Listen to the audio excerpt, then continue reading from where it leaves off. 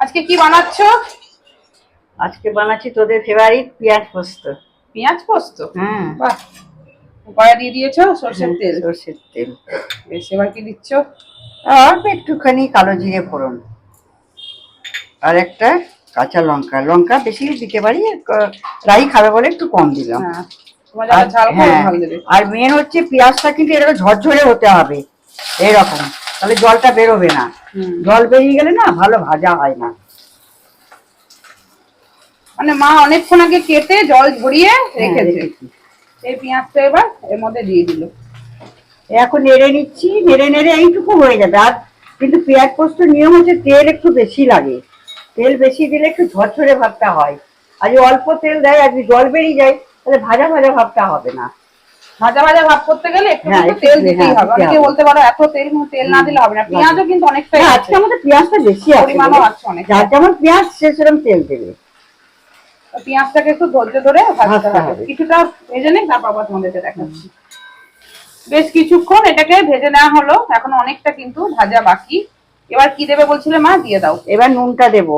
নুন কিন্তু প্রথম থেকে দেবে না, দিলে পরে জল ছেড়ে যাবে, তাহলে পেঁয়াজটা ভাজা হবে না।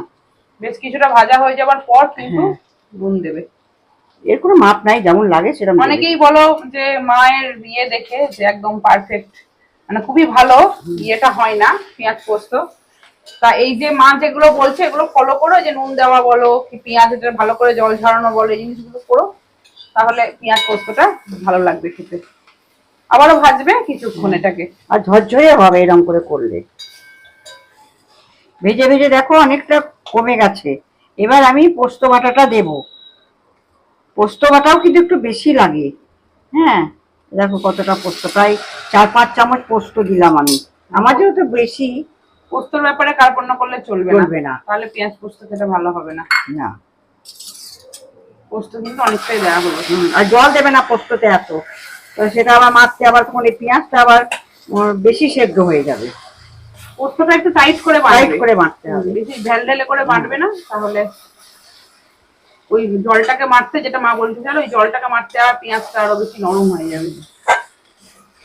এবার দেখো পোস্ত দিয়ে ভালো করে কিন্তু ভাজা ভাজা করে নাড়তে হবে, ভাজা ভাজা করে নাড়তে হবে। ঝাল আবারও বলছি, অনেকে বলতে পারো একটা লঙ্কার ঝাল, পোস্ততে বোধহয় মা একটা লঙ্কা পোস্ততে দিয়েছি একটা, দিয়েছি। তোমরা ঝাল বেশি দেবে, ওরা ঝাল দিলে ঝাল কিন্তু বেশি দেবে। ভালো করে এবার এটাকে একটু ভাজা ভাজা করবে। এইবার কি দেবে মা বলছিলে বলো? এবার দেবো মানে নামমাত্র একটু চিনি দেবো, 2-4টে দানা, ব্যালেন্সের জন্য।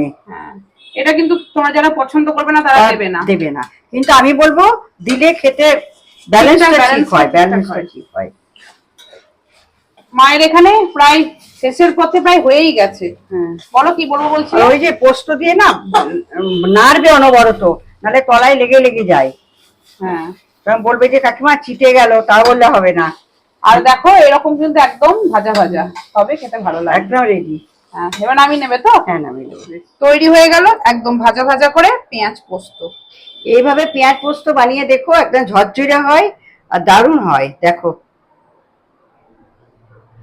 ভালো লাগলে লাইক কমেন্ট শেয়ার করতে কিন্তু ভুলবে না।